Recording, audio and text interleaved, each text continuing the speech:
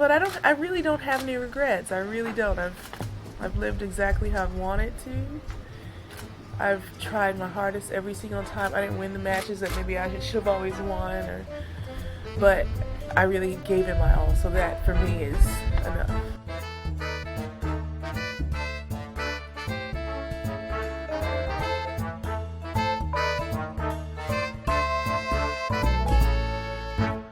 Hi everyone, welcome back to The Body Serve. I'm James. I'm Jonathan. We have literally nothing to talk about this week. That's not true. We have lots to talk about. There's just no tennis being played. Right. We did have to crowdsource some content, so thank you for people responded within minutes, seconds it seems. So we have a small mailbag at the end of the episode. Most of what we're going to be talking about is the cancellation of Indian Wells, which is the biggest tournament cancellation in tennis since World War II. It's almost as if you were keeping yourself alive for this moment. But this is not how you expected it to happen. No, I don't even want to make light of it, so I won't. Yes, I'm not saying that you're happy that it was cancelled, but historically speaking, we'd be dishonest if we didn't mention that this is your least favorite tournament. You can't stand it. Right. That being said, I feel a lot for the people who had planned to go, who had bought tickets, some of whom had already arrived, for the press, who had made their way, many on their own dime, for the casual and seasonal workers, who probably work at the tournament, who had made plans for these few weeks. For the players. For the players, especially those players who don't make a lot of money and already finance their trips. The logistical nightmare caused by this late cancellation is just hard to fathom. We had been paying attention to what was going on with COVID-19 and tennis for a while, but didn't really feel that anything was immediately at risk of being cancelled up until like a week ago. Because we got our credentials from Miami. We were all set to go to Miami, and then you see things starting to develop and you're like, well, wow, like this could spiral out of control quickly.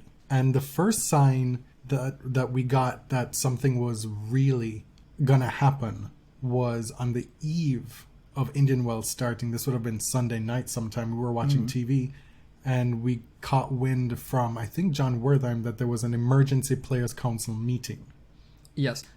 At 7:56 p.m. Eastern Standard Time, to be precise, John Wertheim tweeted, "Hearing there are emergency player council meetings underway in Indian Wells right now," implying that both the WTA and ATP players councils were meeting. And you know, if the women are being brought along, then it's serious. Well, he didn't say they were together, but the players' councils were meeting less than 2 hours after Wertheim dropped that little tidbit. At 9:42, Indian Wells, the BNP Paribas Open, sent out a press release on Twitter saying that the tournament is cancelled. They were very specific to not say the word cancelled. They said it will not occur. Be held. It will not be held. It will not be held. At this time. Ben Rothenberg pointed that out on Twitter, saying that they've been very persistent in that language. Because Tommy Haas has since said that we are going to be trying to hold this event at some point later on in the year. They are not committing to the word postpone either, because it's not confirmed that it will be held later in the year. They're just hoping. So there's the immediate shock that Indian Wells, the fifth largest tennis tournament on the calendar, is for all intents and purposes cancelled, right? People are shook. Denis Shapovalov tweeted as much, saying, quote, "I'm shook." And that was it. I think he wrote about 12 bars about it too. Oh my God. Dropping later this week. The immediate reaction ran the gamut. Hovering over all of this is the uncertainty around this virus and what it can do, what's to come, and how these large sporting events and public gatherings play a part in spreading the disease, right? It's this push and pull between being overly cautious and not cautious enough. Right. That seems to be where folks fall on either side of the fence. And one of the things that came out in the immediate aftermath of this cancellation was that there was a recent patient who had tested positive for coronavirus, COVID-19, in the Coachella Valley. Yes. And so folks were like, really? You're going to cancel this tournament over one person with this virus? Right. But Riverside County had issued a public health emergency in the wake of that one case. And that, mind you, that's one confirmed case. There could be other sick people in the county who either had not presented themselves to health officials, had not taken a test yet. Since then, there have been a few more cases in Riverside County, but the clear and present danger here is that it is a fairly elderly population compared to the rest of the country. And if you've been to a tennis tournament, you know that a large portion of the volunteers at tennis tournaments, because make no mistake about it, these are not paid employees. The ticket takers, the bag checkers, a lot of the concession workers, the ushers. Yeah. Many or most of them are volunteers. Correct. Paid in kind with tickets to sessions when they're not working. And the people who have the time, the disposable time and income to fill these roles tend to be retirees. Mm-hmm. And so I understand where there's an abundance of caution to protect a population in a city that's already skewing largely older, but then you factor in that not only are the attendees going to be older, but the people working there are going to be older as well. It's kind of a hotbed for spread. And these are the folks who are at the highest risk demographically. And so as we go through this episode, I think the key here is that we're not providing a lot of new information because we don't know that much. And I think, personally, I think it's a good quality in other people when they know and are honest about what they don't know. Does that make sense? Oh my God. You just got back telling me yesterday how your boss was like, you know what you don't know. I like that. Mm-hmm. Yeah. So you're like puffing up yourself here. Well, I didn't share that. You did. And what I don't know... You're like teasing me with this nugget. Mm-hmm. What I don't know could fill a library. But we need to be honest about that. There were a lot of opinions in the wake of the cancellation of this tournament. Everyone, it seemed like, needed to get their thoughts out there. And we were just kind of like, I don't know. It probably could have been timed better, but I feel like the health officials know more than we do, and caution is probably wise. This disease is looking a bit more serious than I thought it was initially. And, I read things that have since been debunked about how it actually wasn't very easily spread. Now it's clear that it is very, very infectious, even if most people our age will be fine. Okay, fine. I am absolutely on board with an abundance of caution in this situation. That does not mean that there aren't potentially sinister decisions being made by billionaires and corporations that have their best interest at heart as well. That dovetails with the public. Of course. Right? Because I suspect, I have to go on record here saying I don't know for sure, but I suspect that insurance and recouping insurance played a factor in this. Right. This was reported by Christopher Clary of the New York Times that both the ATP and WTA floated the idea of playing the tournament without spectators. That was turned down by the tournament. We don't know exactly why. Maybe insurance is part of it. It is obviously a huge expense to mount a tournament while giving refunds to all your spectators and not getting money from concessions and everything.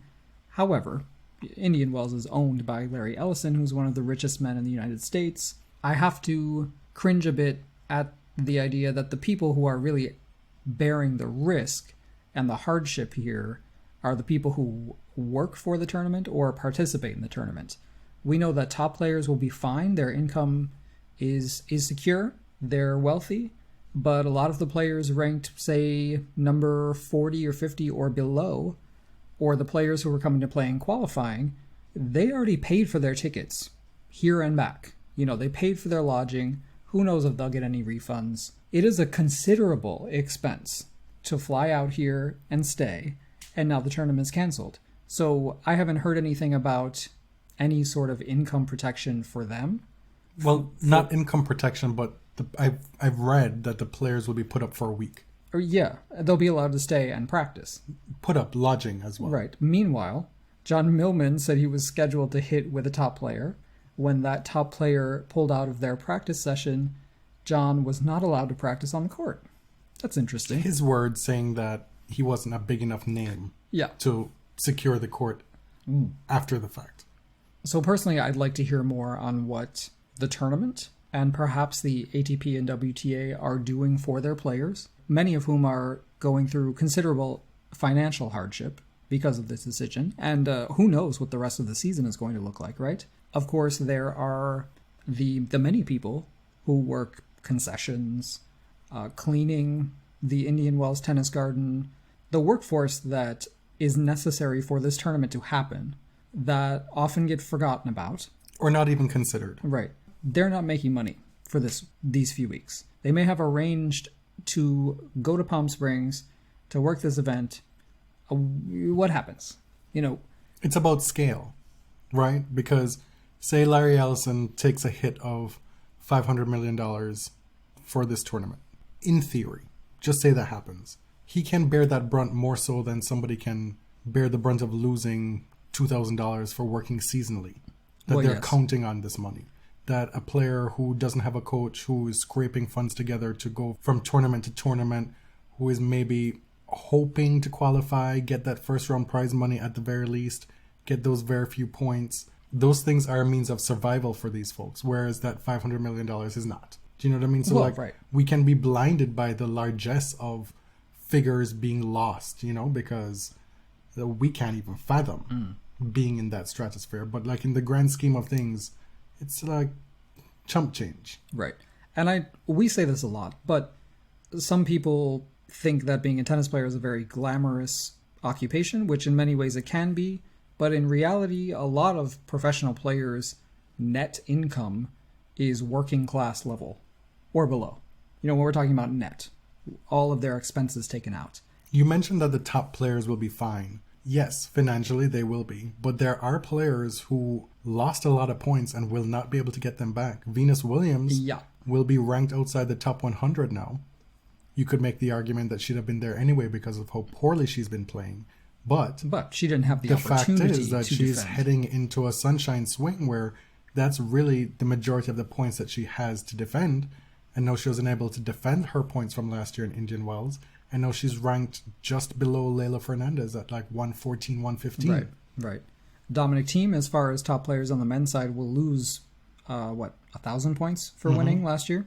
So it's a matter of scale, obviously. But it sucks for a lot of people for different reasons. Was it the right decision? I don't know. Again, probably. I did some reading about the actual science behind COVID-19 today, which I found very interesting. A clinical study was just released by scientists in Munich that was just published, not peer-reviewed yet, but it was found that people with the virus shed very high amounts of the virus early on, which is why the spread is so efficient and so quick. After about 10 days, it seems that even if you still test positive, you probably are no longer infectious. The thing that distinguishes this disease from something like SARS is that infected people shed so much of the virus early on, and often before they even know they have symptoms, that it makes passing it along really easy. That being said, it probably is a good idea to curb huge events with tens of thousands of people coming from all over the world and putting them in a confined space. That's probably a good idea. Is it abundantly cautious? Yes, but we've seen what the lack of caution can do. We are a political podcast, but we don't often talk politics. We cannot talk about this without the added context that the United States and its government, led by Donald Trump, I can't believe I just said that name on this podcast, has been actively misleading the public as to what the capability of this virus is. And when we know that people who are 80 and older stand a 1 in 6 chance of dying based on the statistics to date, and that we know that it is folks who are 60 and over who are most likely, disproportionately likely, to suffer adverse effects from this virus, it makes sense that a tournament with this kind of demographic would be that cautious. That makes sense. But it also makes sense when we consider just how much we do not know about what's going on with COVID-19 in the US because of the obfuscation by the government, by Trump specifically. Right. I mean, misinformation, ignorance, like downplaying how easily spread the disease is. Of course, there's a wing of the Republican Party who was trying to convince you that this is Democratic Party propaganda. That shit's been on Fox News, Fox Business. Well, he himself says that it's a hoax. Right. But now he's got Republican congressmen and senators in quarantine because they came into contact with someone at CPAC. Mm-hmm. His newly hired chief of staff, being one of them, has yet to report to duty. Famous drunk driver Matt Gaetz is in quarantine after he mocked the disease on the House floor. Well, he's not in quarantine because of that. No. He's in quarantine because he may have come into contact with a very real disease that he made fun of. By wearing a gas mask. Right. In his official capacity as a representative. So the point is, so many countries who are dealing with this and have reported much larger numbers than the United States, be it South Korea, be it Italy, China, Iran, they have larger numbers because they have been testing more. Right. It goes to reason that if you test more, you'll have more positive cases. The United States has not been testing or has not shown the capability to test in the numbers required that these other countries have. And so what that means is we know that those cases are out there. We just don't know when they're going to pop up. Mm-hmm. I mean, Americans are disincentivized to go to the hospital or to the doctor because of cost.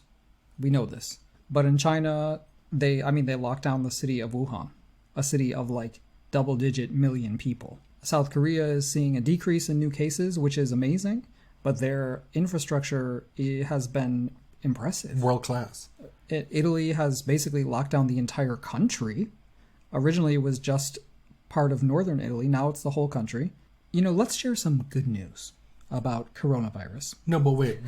I wanted to finish making clear that point. That the reason why an abundance of caution is good in Indian Wells is because it's likely worse than what we know it to be now. So when folks are saying, oh, it was just one case, what's the deal with that? The numbers are not that big in the United States. The numbers are there and they're coming and they're going to explode. But the reason why it hasn't thus far is because of the criminal lack of testing. The good news about COVID-19 is that most infected people develop antibodies very quickly, within 6 to 12 days.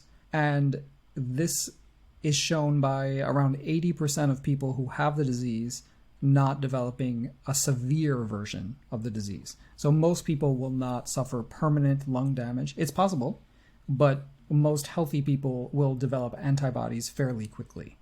You talked about the world-class response from South Korea and other countries that have been affected disproportionately so far. And I want to bring up the fact that when this happened, and Tommy Haas was saying, well, we'll try and make this happen later on, Sven Grunfeld, interacting with Brad Gilbert on Twitter, said, well, you know, we could just cancel the Asian swing and we could have it then. Dude, what? And a friend of the show, Frith, in Australia, who I'm so jealous, just attended the ICC Women's T20 final at the MCG. That was a banner, standout, stone cold smash hit wonder for women's sport. Mm-hmm. This is cricket, for those who don't know. Cricket. MCG is Melbourne Cricket Ground. Mm-hmm. It was the largest and most well-attended women's sporting event in history. Something like 90,000 people packed the MCG to watch Australia deliver a smackdown. Any women's sport. Any not women's just sport. cricket. Katy Perry was there singing about roaring, and it was an amazing event, and Miss Alyssa Healy showed up and showed out. So Frith quote tweeted him and said, what makes you think that the US is going to have this handled before Asia? That is a very good question. Dude, South Korea has this under control for the most part at this point. The US has shown no aptitude in dealing with this. Mm-hmm. But it's like this constant need to erase the Asian swing of tennis. It doesn't matter that it's useless, that people don't show up. Why is it there? Why is it continuing to expand in Asia? You know, I would propose something. I feel that the Asian swing makes more sense in February and March. I would actually like the so-called sunshine double to move to after the US Open. That's just my feeling. Write a letter. Not because of this situation, but it actually got me thinking. Okay. It will never happen because Indian Wells and Miami have I would say, an inflated sense of importance. In many ways earned. In what ways are those? History. Okay. Tradition. What is the likelihood, though, of Indian Wells being able to fit this in the rest of the year? Realistically, assume that the majority of the tennis season does not get affected by COVID-19 going forward and there aren't cancellations. Which is a big assumption. Yeah. I don't think it happens this year, to be totally honest. I don't see it. First of all, where in the schedule is there a spot for it? It's a long-ass tournament. They need 2 weeks for it. I guess they could shorten it. They could make the draw smaller. If the Olympics gets cancelled. But if the Olympics are cancelled, is Indian Wells going to have its shit together by then? Is the virus going to be under control in the Coachella Valley? Right. If this is a world health crisis for several months and the Olympics get cancelled, why would you host the event in July or August? If this is still going on. I don't think Indian Wells happens this year at all. There are no spaces on the calendar. We know that. The men's season goes well into November. The women's ends at the end of October. I just personally don't see it happening. But again, there is so much we don't know. There's so much up in the air. At this moment, Miami announced that it is going forward, but they're monitoring the situation closely. At this point, we have no idea if Miami will happen. They say it's going to happen, but I'm ready for anything at this point. The players were annoyed, quite a few of them, that they found out about this cancellation via social media. Right. Tennis Sangren, Sorana Kirstea, Kirsten Flipkins. That guy, Tennis Sangren, he can say things that I agree with, and just the smugness with which he says it, and the what's it, the snark, not even snarky, because it's not cutting or smart, it's just flippantly glib. Do you know what I mean? There's just something slimy about it. Whoa. Yes. As Constance Wu said on Fresh Off the Boat, the garbage man is right. I can understand how it would be annoying to find out that your job has called you off via social media. However, per Ben Rothenberg, the players were also sent an email contemporaneously to the press release. How often do you check your email? Are they using their personal email or their work email? When you get to the age of 25 to 30, you have multiple emails. Yes, I don't know which email account it goes to. I have 10 of them at this point. Just saying, as a point of information, the players did get an email, but it did go out on social media at the same time, which I get. This is a public kind of job. This affects a lot of people in addition to players. I get the annoyance, but it also is not a source of outrage for me. Of course, I'm not a player, so maybe I don't get it. But they were notified. Maybe there needs to be a WhatsApp group for 1,000 tennis players. Probably. The moment you hit the big leagues, the main tours, you put your number in this WhatsApp group and it's used for very specific things. Mm-hmm. So Stefanos Tsitsipas can spam you with Gothic print quotes that he stole from the internet. Is that it? You're not going to get Stefanos Tsitsipas sending you pictures allegedly of Manila, pretending that he's there or what have you, just doing all kinds of mess in this WhatsApp group. That's not happening, right? Mm-hmm. This is very specific for super important things. It's like when the bat phone rings, Gotham is in dire straits, right? When the red phone rings, this is important. I need to check this out. It's not some email buried somewhere, whether it's a fine print about Meldonium or a cancellation of an event that you may miss. Sure. That's a great proposal. So we're not entirely sure what the players' councils have shared with their membership. We don't know. It's not entirely clear what will happen with ranking points, But I think we have to assume that the ranking system will go on as normal. We know how these Indian Wells points will be dealt with. They'll just drop off and that's it. My question Sure. is, will that still be tenable if it's like 2 months in a row of cancelled events? Right. Are folks going to lose points and just not recoup them at all or have any chance to recoup them? Because at this point, in theory, you have the chance to get those Indian Wells points back at some point down the year. Perhaps. But it could just end up that you just lose 2 months worth, 3 months worth of points, and then that's just that. I don't know if at that point then there needs to be some other kind of adjustment. So, what happens to Miami, Charleston, the European clay swing, Roland Garros, Wimbledon? We do not know. Rome is absolutely in doubt at this point because the country is in total lockdown. How long that will last, Right. we don't know. But I imagine that all of the planning that needs to go on between now and May, when the tournament happens, a lot of it has to be on pause at the moment. I can't see Rome happening at all. What I do hope is that if these decisions are to be made, that they're made more quickly. Like, we cannot have a repeated situation week after week where journalists are already on site, players are already on site, qualifying is about to start, and then everything is just upended. Like, that's not tenable. It's, quite frankly, disrespectful. Right. If that keeps happening, given the precedent that's already been set. I think you could argue that because Riverside County Public Health leaned on Indian Wells, that's the reason it was canceled, and that Miami could feasibly still go on. I get that. I think Miami is like a total toss-up at this point. Right now they're saying they're working with both tours on sharing best practices as far as containing this risk, and they're also following CDC guidelines. At the same time, Indian Wells released a pretty rigorous set of guidelines as far as hygiene, suspending interactions between fans and players and officials, and I felt at the time that it was a pretty professional response to what seemed like a small threat. And as the threat has grown, I don't know what the appropriate response is. That's not for us to decide. What we will see, and we've started to see it, is that potentially this outbreak, this pandemic, will cause the way things are done in many different fields to change. Right.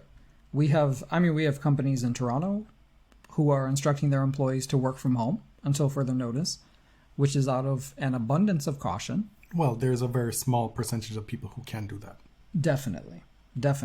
And right, that's another thing. A lot of people who work in the service industry, for example, do not have paid sick leave, even in a country that has much better employment laws than the United States. Darden Restaurants, which owns Olive Garden, Longhorn Steakhouse, they used to own Red Lobster, has implemented a paid sick leave program and has said on social media that this will be a permanent benefit even after this crisis is over. If you have ever worked in the restaurant industry in North America, you know this is massive. Nobody pays for sick leave in the restaurant industry. It's huge. I am skeptical about the implementation of it, about how managers will nickel and dime you out of those sick leaves and punish you with your schedule for doing so. Oh, most definitely. So, like, it's a start, but it doesn't change the culture of restaurant working overnight. No, definitely not. But it is a very big step. Let's call it a gesture at this point.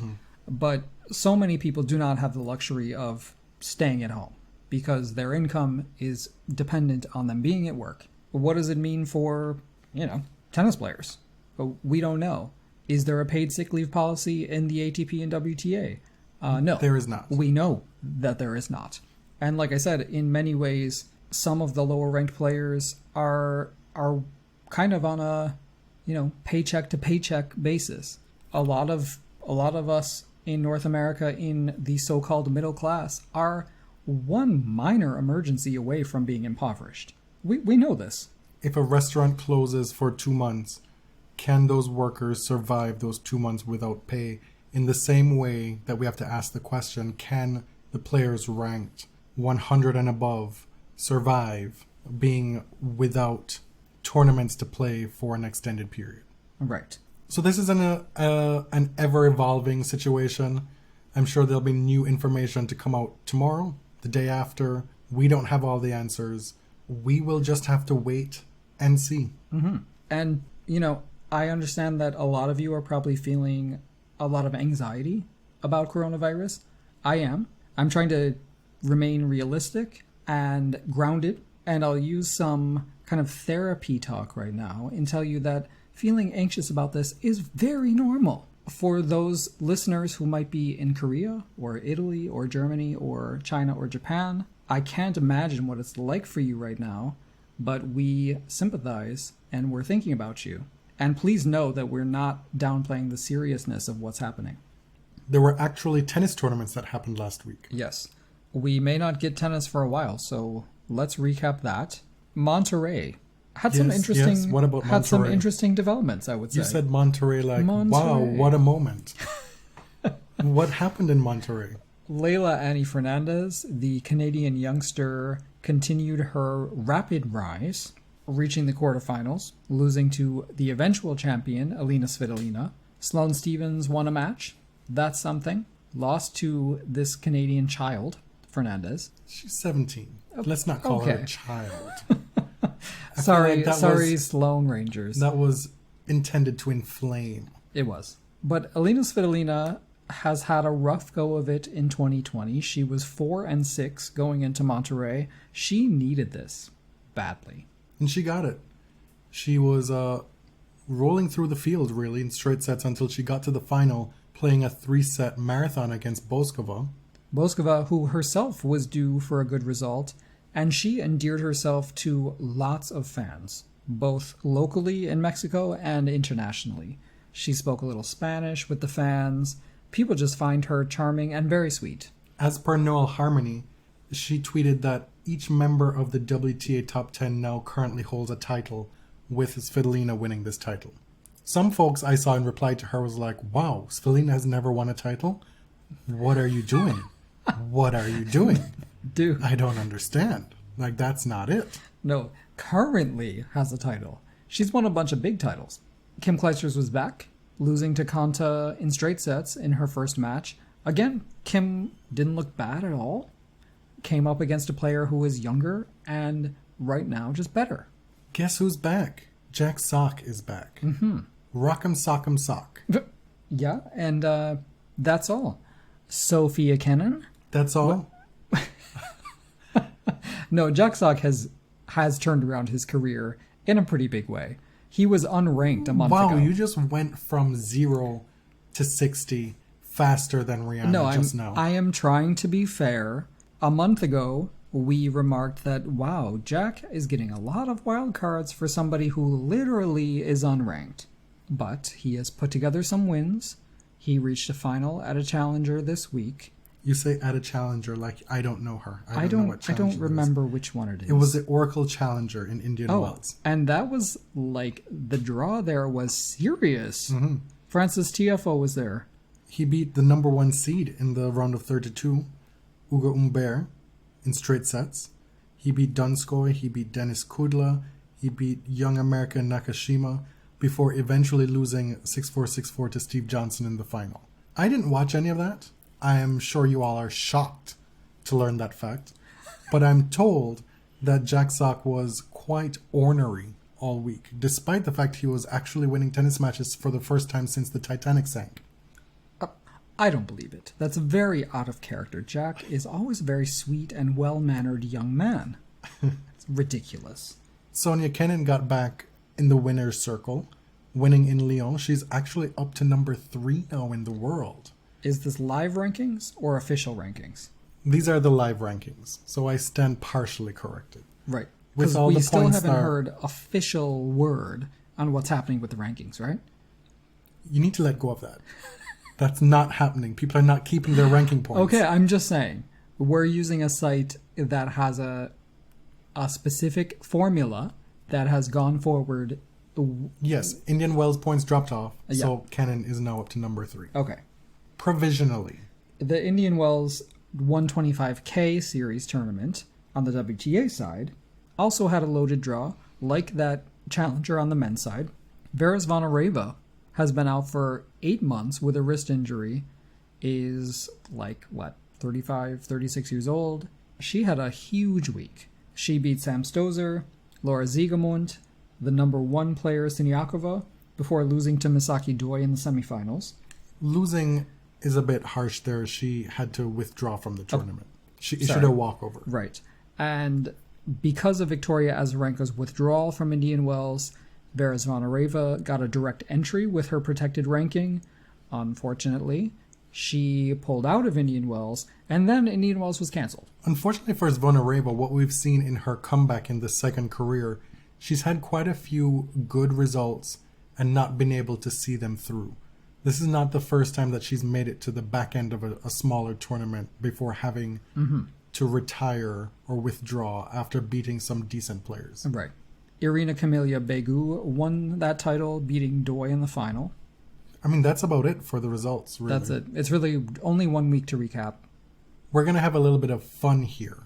We think it's, by and large, terrible, but we're still going to have some fun with it. What? This ATP segment that came out on Sunday. It was the same day. We began Sunday with this ATP segment, and it ended with the cancellation of Indian Wells. It was quite an inglorious bookend. Yes. This was released by the Tennis TV social media account, and it was a video about International Women's Day asking the men who is a woman that they admire. So, as you told me privately, you have to wonder about the framing of the question. I do believe they should probably hand out some pamphlets about the origins of International Women's Day, its basis in radical workers' movements, because that has... It's not just another Mother's Day. It's not. We've got a Mother's Day. It's not. That origin has really been stripped from International Women's Day, and now it's kind of a corporate holiday for everyone to feel really good about. And before I clicked on the video, I knew every guy in the video was going to pick their mom. And before you get nitpicky, yes, I know, Novak picked his dearly departed late coach, and he has spoken quite poignantly about her, and I appreciate that. Felix chose his sister. Before who gets nitpicky? Me? People. Because I am going to get nitpicky as well. Okay. I didn't know if you were being preemptive. But basically, every man in the video chose their mom. And as a disclaimer, both of us love and admire our mothers very much. That is not in question. However, that is not the point of International Women's Day. And it is a bit disturbing that the guys can't identify like any woman that they admire who has not been their personal caretaker. Yeah, but we are not hearing how the question is being asked to them in these segments. Okay. We don't know when this spot was recorded. If it was like months ago. A lot of times these things are done months in advance where, well, let's see who is at this tournament. Let's get them here. Next week we'll get these 3 players. The following week we'll get these other 3 players. And then we'll put it together and then we'll release it on this day. We did not hear what the players were being asked. We only got their responses. So it's possible that it was posed to them outside the realm of International Women's Day, that they didn't know specifically that that is what it was for. And it's also possible that they were asked, who is the most important woman in your life? Or which woman... Or who is a woman you admire? Yes, which woman... The whole in your life becomes a little bit dicey for people who can't really... And I should say men who can't really think or choose not to think outside of their own little bubble. Okay. Because if you're giving them a lot? I'm giving them a lot. I just want to put that disclaimer out there. If I say to you, wow, who's the most inspirational woman in your life? Right. What would you say? And as opposed to saying, who is a woman that inspires you? Yes. But we don't know the question that was posed. We don't. Of course, if you're asked a basic question, a broad question, you're probably thinking, oh shit, I better say my mom, or else I'm in trouble, right? But... Because make no mistake, in these videos, anytime these players are putting themselves out there, they are just trying to not look like assholes, for the most part. They don't want to do anything to hurt their brands. It's why we get the double speak from Federer. It's why all the top players don't give you anything really specific or controversial about anything. That said, even when these folks decided to go that route, it was atrocious. And the chief offender for me was Grigor Dimitrov. Because he spoke for like 5 minutes in the most circuitous ways about his mother. And the only thing I could take away from it is that he loves his mother. And part of the reason is because he's never seen her have a mood swing. Which was ghastly. Like, are you kidding me? Ooh, wow. I want what she's having. As you said, maybe Grigor was just the perfect child. Right? Maybe it was so easy to be his mom. It is just continuously disappointing to me that the men can only identify women who have been caretakers to them to celebrate. Wimbledon released a video on the same day, but they were prompted which women athletes were you inspired by? And then you get great answers. But why do you have to be goaded into giving these answers? Why can't you just say Harriet Tubman? Do you know who wouldn't have had a problem with that question? Well, I think we know. The only man in tennis. I'll give you a hint. The only active player who has been knighted. We've seen his penis on an X-ray. We saw a shadow. Wow. That's really, that's objectification. It's a fact. I'm just saying, if you didn't know who we're talking about, that was a clue. Okay.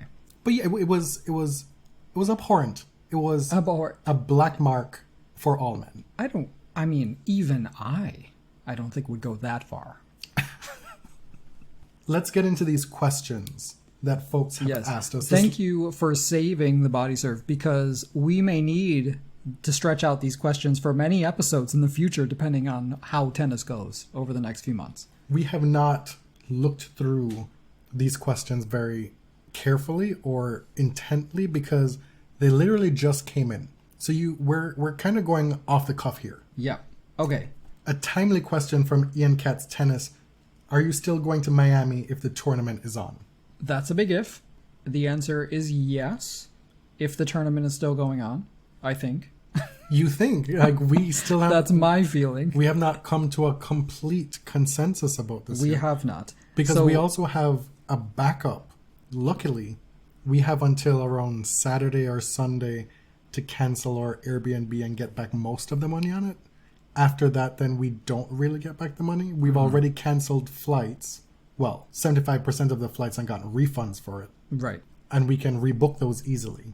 But we are in a position where we can then transfer those funds from not going to Miami to potentially doing Charleston. Right.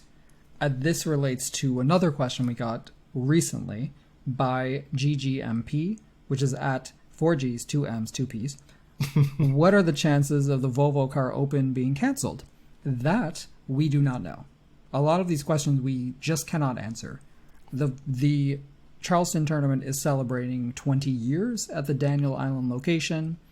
They, I imagine, are loath to cancel this. They have a great draw lined up, but I don't know. Like, it may yet be canceled. I think a lot depends on the precedent set by Miami. We don't know what we will be doing. Right now, we want to go to Miami. We absolutely do. We will be bummed if we don't go to Miami.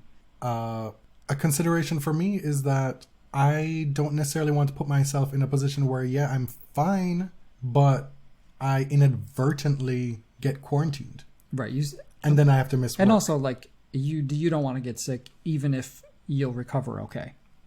I mean, there's that, but really, it's the missing work that's the most. Like, I can't stand that hit, really. Or nor do I really want to stand that hit. Right. Because it's not just 2 weeks. Let's be real. And then you're the pariah for like 2 months. Nobody's talking to you because they don't want to, you know. The other consideration is that, as you know, we recently did a GoFundMe, and a lot of the rationale behind it was to help us go to tournaments and create content from these tournaments. So I don't really want to go to Miami for a vacation if we're not going for tennis. Like, this is what we asked for funding for. Yeah. You know, we just had a vacation in Mexico. Like, that was our personal leisure vacation. I want to use the GoFundMe money to do real work.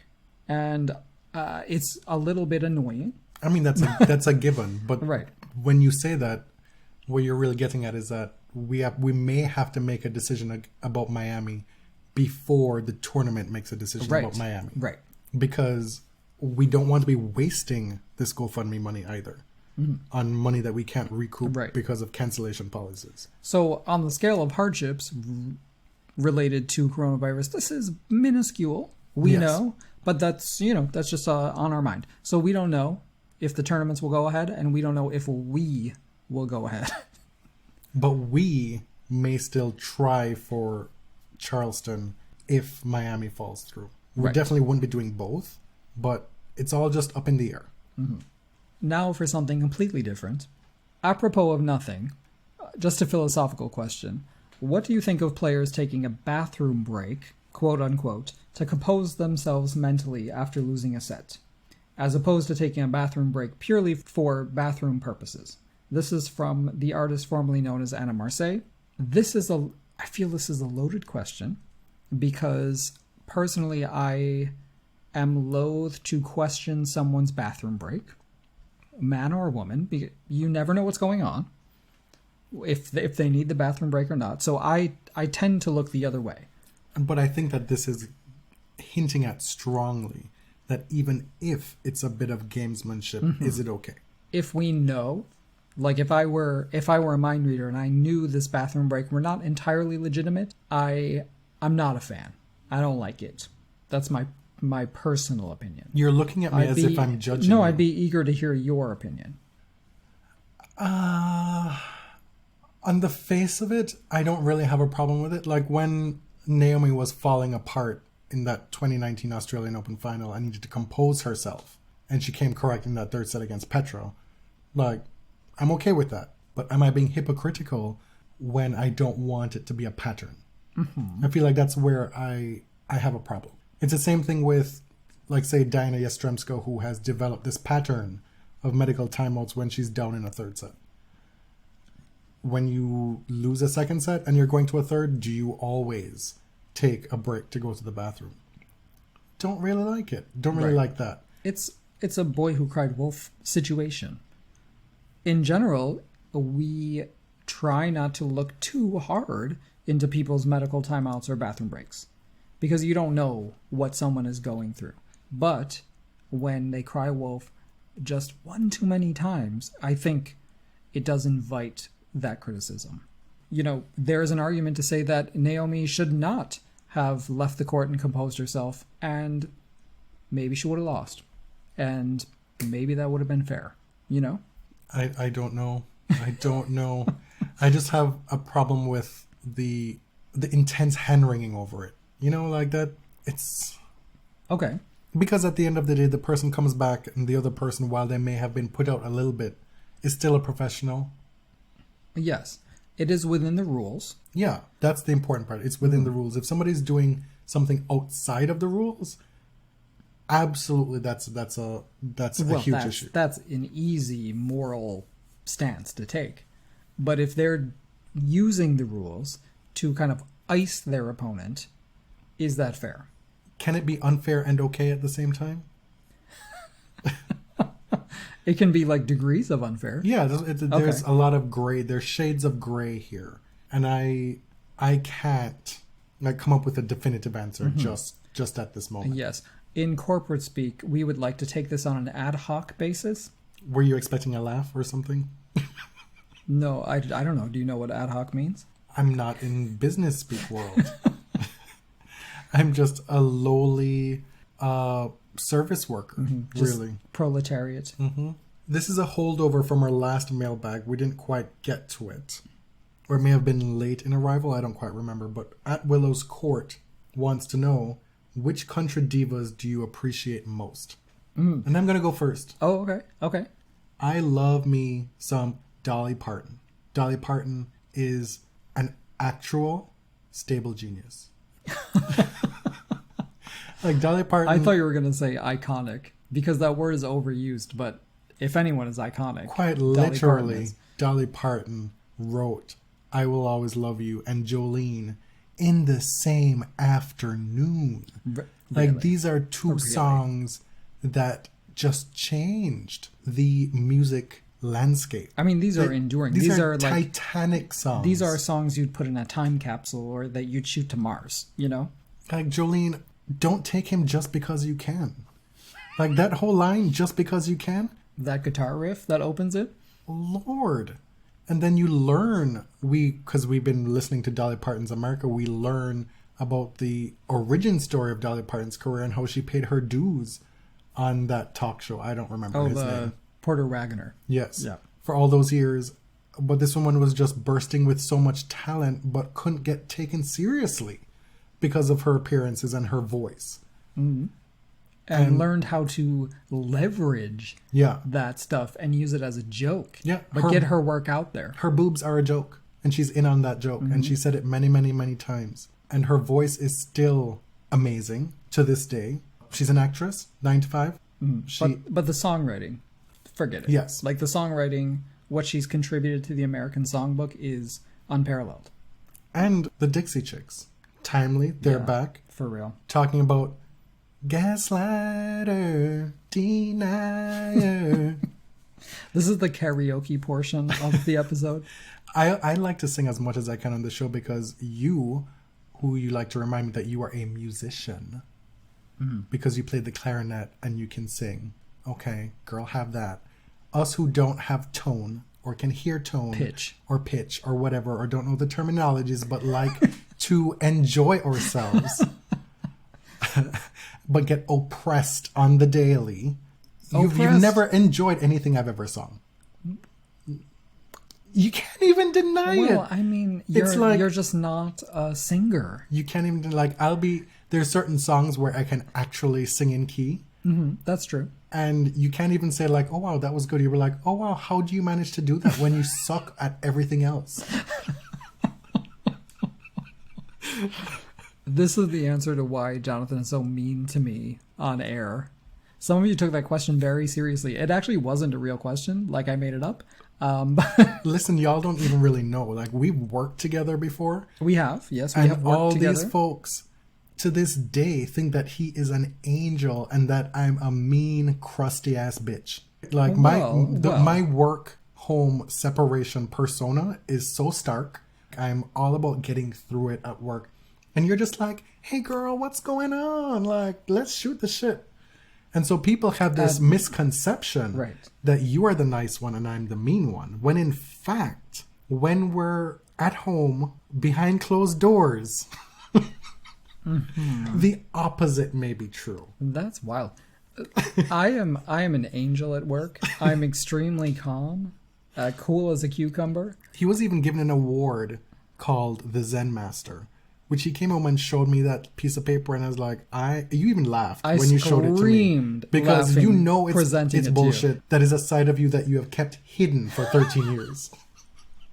From you. Yes. That should tell you like what you elicit from me. Wow. We are not country experts. No. I guess I would say we're appreciators, but I just don't really have a broad knowledge of country music. But I will say I love Tammy Wynette. I love some of the classic country. You're a big Patsy Cline fan. I grew up with Patsy Cline. My mother had Patsy Cline albums. Crazy, Walking After Midnight, She's Got You. Amazing song. I like I Don't Want to Play House from Tammy Wynette and Divorce. I grew up with Crystal Gale in my house as well. Oh, Loretta Lynn's sister. Yep. I love the storytelling of country music. It doesn't elicit the same feelings in me as does R&B and soul and Motown, where I feel the music necessarily. It can happen, such as with Not Ready to Make Nice. Like that is still one of my big I'm gonna like fuck up this day song. Yeah, but it's really more of a pop rock record. Yeah. But the storytelling is amazing. And I also love Miss Reba McEntire. One of the albums that I've burnt out is the duets album with Reba and all these artists. Yeah. So my grandparents were really into country when I was little, which is weird because they are first generation Italian Americans. They grew up in Rochester, New York. I don't know how they got into country, but they did. And Reba was my grandfather's absolute favorite. So I have like a sentimental place for Reba. Personally, I like Martina McBride's voice a lot. Was never really took to Carrie Underwood on American Idol, but there's a lot of songs from her first album that I like. Yes. Yeah. Jesus Take the Wheel. And also, just on a personal note, Don't Forget to Remember Me. Yes. If you can't feel something with that song, like, come on. There's a 50 in the ashtray in case you run short on gas. These little details in country music lyrics. That said, I don't know any of the countrymen. Oh my God. How did I forget Casey Musgraves? Hello. Yes. The winner of the Grammy for Album of the Year last year. Just, again, someone who has really expanded outside of the country genre, strictly speaking. And she's been very critical of Nashville radio and stuff like that. But just this kind of vast, mystical appreciation of nature that country music affords her. Oh my God, I loved her last album so much. I don't really know her music. I know her, but I don't really know her music. Oh. I trust you on that. What I was saying before is I do not like male country singers. I do not like male country singers. I think A lot of them can really sing, though. They can, but it's just so affected. Yeah. Like, why does Keith Urban sound like that when he's singing? Like, dude, you're Australian. It makes no sense. It's one of the mysteries of the world. The accent work is very interesting. Why aren't people mad about that? Like, The cultural appropriation. right? Iggy Azalea. It's a little bit different because of race. Fine, but there's still a cultural quite appropriation. different. There's still cultural appropriation going on there. Thank you for the question. This was fun.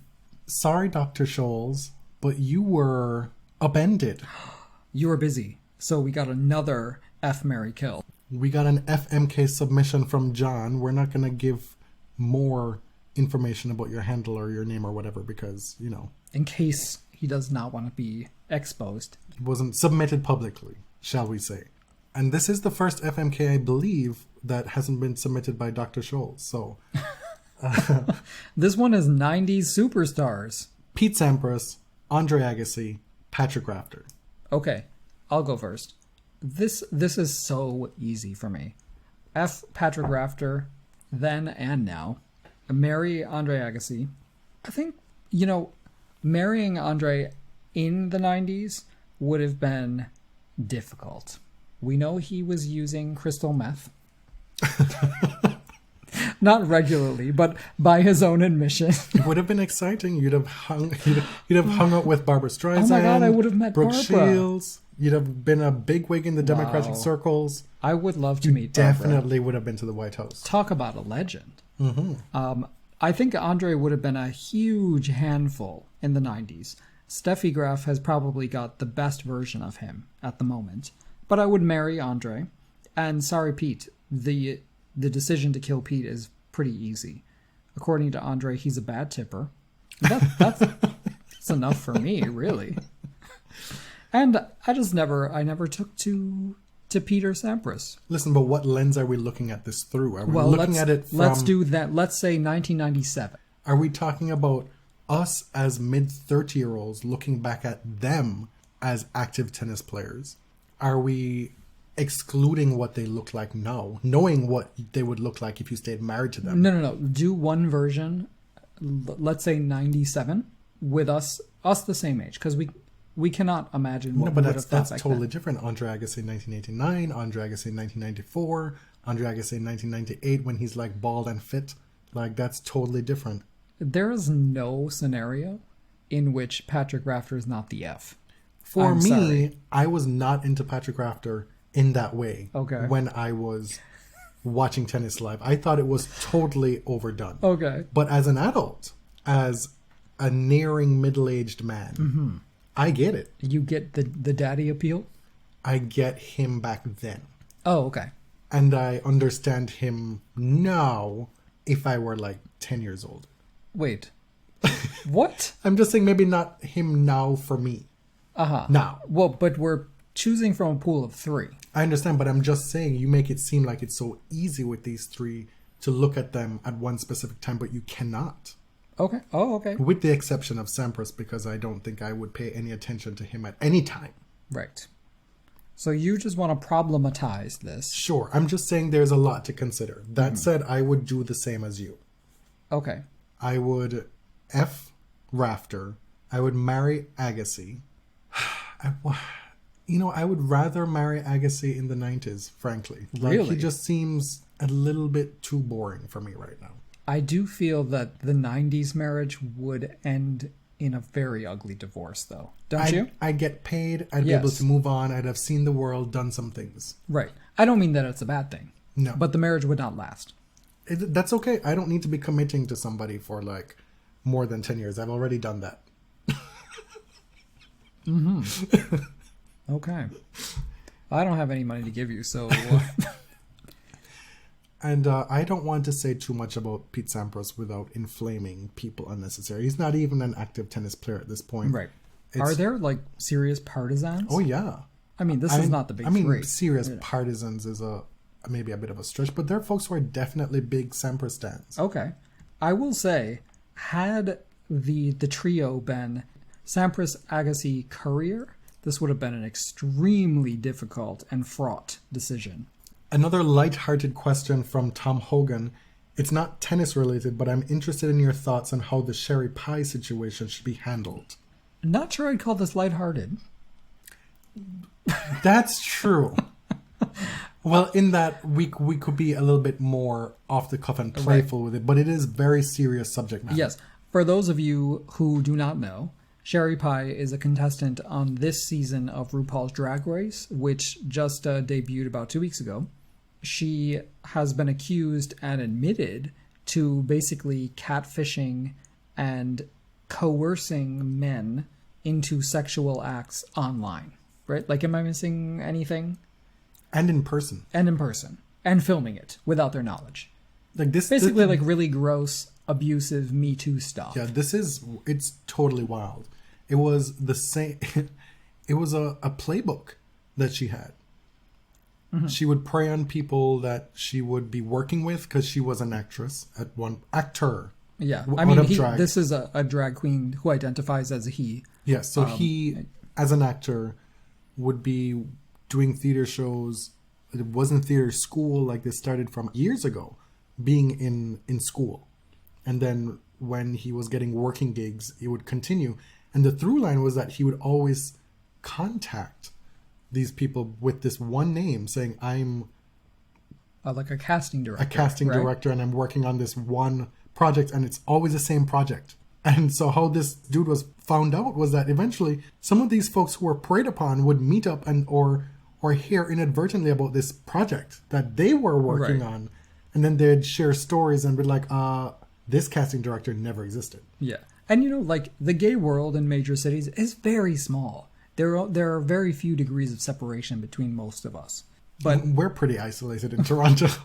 But really, like, if you're in New York... If you're part of the scene. A lot of people in the gay community know people who know people, and this is going to get around. If you know Drag Race, you know that the season is filmed well in advance. So Sherry Pie apparently is all over this season. She is rumored to have made the top 4. Retroactively, she has been disqualified from RuPaul's Drag Race, but the entire season is going to go on with her appearing in the episodes. Yeah. Like, I don't know how you fix this, but it sucks because the premiere of season 12 was met with rapture. I mean, it was joyous. It was hilarious. It was just very high entertainment value. It was a 2-part premiere where they did half the queens on one, half the queens on the second. That premiere that you're talking about specifically, Sherry Pie was not on that one. Right. So the second one that Sherry Pie was on was noticeably less exemplary. It was. So the first part of the premiere had the queens performing the song that was written for Drag Race. Nicki Minaj was a guest judge. The song, they usually kind of suck. Like, the songs that are composed for the contest are really, like, not very good usually. This one you could hear on the radio. Like, it was lit. And the abundance of talent across both premieres was notable. But now we have to watch this entire season under the specter of this. Yeah, it sucks. And then another contestant, Britta, was accused from her drag daughter of sexual assault. Like, so how do you watch the season now? and really enjoy any of it because they're going to be in it. There was the hope that this season would be a return to form because Drag Race has been a bit oversaturated in recent years. Yes, that's a good word. And so that there was the prospect of something really good excited a lot of the fan base for the season. And now there's just a dark cloud over it. And what can they do? If Sherry Pie is made the final four, that means we have like 10 more episodes of her in the show. And then the finale is filmed much later on. So they'll edit her out of that. And then it'll just be, a top 3. But each week there are these asides, these confessionals where the drag queens are providing the color commentary for the show. And in that first episode that she was in, she was featured a lot. A lot. And so if she's going to be featured that much going forward, I am not going to be about that life. Right. Because this is absolutely abhorrent behavior. Yeah. This is stuff that should land you in prison, frankly, as far as I'm concerned. Yes. There were definitely crimes committed. Yeah. Sexual crimes were committed.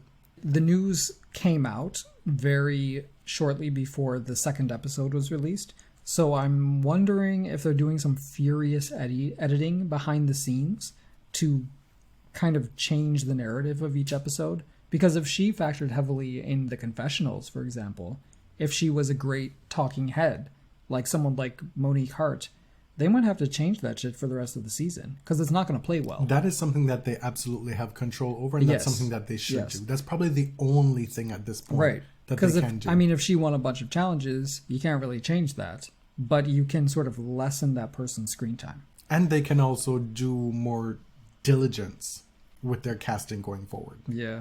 Not that they could have necessarily caught this, but the fact that there's so many contestants this year that have question marks about them, it really begs the question, how thoroughly are you vetting these queens? Yeah. Because if somebody works in drag, you can talk to like... Girl, they know. They're like 5 people removed. If you talk to this person who refers it to that person who refers it to that person, you will get the tea. Yeah. Oh my God. Aja, a previous contestant from All Stars and a regular season, said that her ex-boyfriend was victimized by this person. Like, she knew about it. So thank you, Tom, for that diversion. So how it should be handled, that's tougher to answer. We know how it shouldn't be handled. At Francis_Withane asks, thoughts on Kleister's comeback so far would be interesting. We've answered this, I guess, a little bit earlier in the show, and then on the last mailbag we did one as well, but I guess it's still evolving. I think the jury's still out, and now that we don't know if these tournaments are going forward, it's hard to say. Like, she's only played 2 matches. They've been against Muguruza and Kanta. And she's been competitive, very competitive in both. Right. So she hasn't won a match in her comeback, but it's not like she has gone up against low talent. Her serving in that second match against Kanta to start, she had 5 aces through 2 service games. Mm-hmm. Wild stuff. Wild scenes on that tennis court. Her forehand is still there. Her inside-out backhand is still the truth. The scrambling will get better, I assume. I worry about her fitness. Yeah. That's the thing that concerns me most. She talked about, I'll see you next year to the Monterey peoples in her tweet. And so if this is a semi-long-term comeback where she's committed to it for, say, 2 years, where she'll continue to ramp up and get better and become more fit, then I wouldn't be concerned. But if this is let me see how I do for the first 4 months and see if it's worth it to me with my family and missing time with them or what have you, then maybe it might not be worth it if, she's not winning these matches more regularly. But I mean, I'd love to see a sustained comeback from her. Hard work is never something that she lacked. I always believe that she's putting in the work behind the scenes. I don't think she's deluded about that part about it. Right. A loaded question from Sumit at love_30. What do you think the ATP should do to ensure that its members treat women's tennis players as equals? There are a lot of presuppositions in that question, aren't there? But ones that I think we hinge on as a podcast. My outlook on the world is that more education and more knowledge is always good. Like, you can never have too much. You can never read too much. You always benefit from pursuing more enlightenment. So that's really where it starts. I think a lot of the ATP guys simply don't get it. A lot of times it's not malicious, but why should women be the only ones to learn the origin story of women's tennis? Right? Well, the majority of them do, but I'm not convinced that they take it in as well. What do you mean? Who? The women. Okay, sure. Right, but we We believe expect that them to know. the WTA should be proud of its origins, right? And should be teaching young female tennis players like, hey, this is where it started. But why shouldn't men learn that as well? Right? I would suggest a book club. These tennis players are on the road all the time. There's only so much PlayStation you can play. And there is a lot of leisure time. There's a lot of downtime. There's only so much PlayStation and FIFA you can play because these European guys are always playing FIFA. Yeah. Maybe they need an RA. They need an ATP RA who does programs for them that are educational. Maybe if you go out, you should not be kissing women whose names are Pamela because they may have cocaine residue in their mouth. Like that's something useful to learn. Yeah. But also, you could learn about the origin story of the WTA. It might not be necessarily deep, critical, academic reading, but a simple thing like, well, let's watch Battle of the Sexes. Let's have a movie night. And maybe that will pique some interest. I mean, this sounds condescending and patronizing, which I don't apologize to them. No, because some of these guys invite. Exactly. But at the same time, you kind of have to still dumb it down to some of these guys. Right. I mean, if you read Billie Jean King's autobiography, you get 3 cookies today. Read Martina Navratilova's book in the 80s, or one of them. Like, there's some wildly entertaining stuff in there. Or, really, just go on the Sports Illustrated Vault and read a few articles. It doesn't take that long.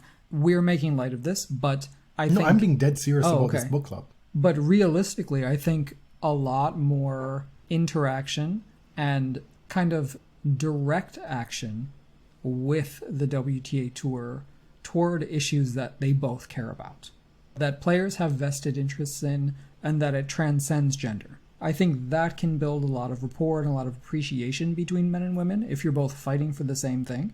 So join your prize money fight with the WTA Players Council. Fight for benefits, fight for paid sick leave alongside each other, and I think that really engenders appreciation, or at least understanding.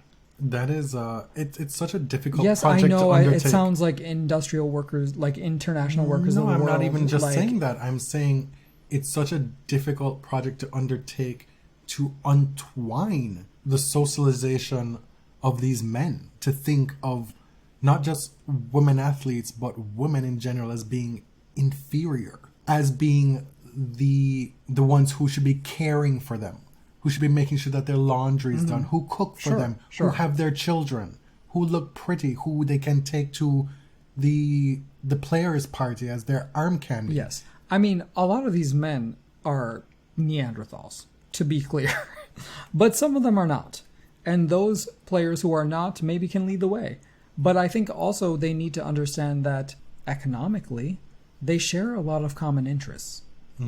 I think workplace issues can kind of bridge that gap, because we have to look at commonalities if you're going to sort of make change, I think. We're looking at it from 2 different perspectives here. Not that we don't see where the other is coming from. I'm looking at it from the Bernie Sanders perspective. I am looking at it from the Elizabeth Warren special ed class perspective. Hey, listen. When my New York primary ballot comes in, I'm still going to write her in, okay? My point is that these are 2 drastically different ways to look at it. Both necessary, perhaps, but I just think that while you have the Andy Murrays of the world out here able to fight and infiltrate and make change on a much higher plane, we need to have like ground level baby steps working at the same time. Sure. Okay. We're going to end this episode with a question from Adam Van Rooyen. I don't quite know if I'm pronouncing that properly, but it's at @ADDM_tweets, at Adam_tweets. It's a question that we didn't quite get to on our previous episode, or previous mailbag episode, partly because it's one that we've answered before. Or I think we've answered variations of it. So the question is, do you think we'll see an openly gay player in this coming generation? And to be clear, it's still a great question. Right. And My answer is yes. I think it's coming. And we have talked a lot about the things that need to happen to create the conditions to make people safe and comfortable about coming out. But a lot of times, as we know, as queer people, we come out in very hostile environments. We don't need the conditions to be right in order to come out. And I do think that in this coming generation, in the next 10 years, we will have openly gay and or queer players on the ATP. I feel very strongly about that. Who they are, no idea. Right? Like, I'm not going to speculate if we know their names already. I don't know. But I think that tennis eventually is going to follow the rest of the world. Right now, it's woefully behind. I would assume yes. As for how long it will take, I don't know. I'm just kind of less hopeful as the days, the weeks, the months, the years go on, when every single issue that we see male players deal with on the ATP is by and large inadequate. It's deflating to me. Whatever steam I build up intellectually and emotionally toward this issue just kind of gets let out whenever stuff like this happens, because outside of, again, Andy Murray, who's able to engage in these issues outside of rote answers, I just don't know. I'm sure there are a lot of guys, a lot of younger guys who are like, yeah, I don't care. Right. A lot of these younger guys have gay friends. Like, there's no doubt about it, right? Yeah. Even some of their bros. And I understand your perspective completely, but I think we have to look at how far the discourse has come in the past decade. Like, we're in a place where top male players are being forced to answer these questions. And that was not the case 10 years ago. They are being forced to reckon with the Margaret Court legacy in ways that would not have happened 10 years ago. Mm-hmm. Like, it is slow. The change is slow, to be sure, but it is happening. Do I think an asteroid will hit the Earth and there'll be no more tennis before a gay player comes out? No. I don't think that that's the case. But as is the theme of this episode, we don't know. We simply don't know. A lot of things are possible. But I would assume that it would happen. A timeline I can't give you. I'm just saying my personal space that I'm in is just not one of being very hopeful for any of this stuff, because there's going to be a lot of shit that comes with it. Yeah. That's going to be difficult to watch. Right. To be the first, it's going to be painful. That person is going to have a disproportionate burden. For the purpose of making wholesale change in the sporting culture, you hope it's somebody that gets to the top of the sport, bulldozes their way, and just like, yeah, plants their pride flag and is like, what of it? And then everybody has to reckon with it. The NBA is in a good space right now, but what would the NBA have looked like if in 1990 Michael Jordan had come out? That would have been incredible. Right. Incredible. And it's not a mutually exclusive thing for someone to be gay and the very best at their sport athletically. Right. Those people can exist. Bill Tilden existed. Exactly. So Martina Navratilova existed. Yeah. So you can hash out whether it would be easier for somebody to come out as number one in this current climate, or whether it's easier at number 50 or what have you. But like, what is the change that can be made scale-wise compared to, like, say, the number 150 player who plays like a handful of tour events and somebody who's a top 10 player? Right. And personally, I don't care that much. But it does make a difference if the person is an active player, because there's a lot to reckon with if you're an active player. Mm-hmm. It's a question of small steps versus coming in like a wrecking ball and destroying the current structure of things, which is what I want. Destruction right now. Mm-hmm. That's how I feel about many things. I want destruction. Thank you all for the questions. You gave us a lot of content that we wouldn't have. We're going to save some for future episodes, because who knows what the future brings in the next few months. Thank you for listening. I hope this helps tide you over in the coming non-tennis weeks. I am James, at ElliotJMR on Twitter. 2 L's, 2 T's. I'm Jonathan. You can find me at tennis_John. We are at The Body Surf on both Twitter and Instagram. We're on Spotify, Apple Podcasts, all that stuff. Till next time. Thank you. Thank you very much.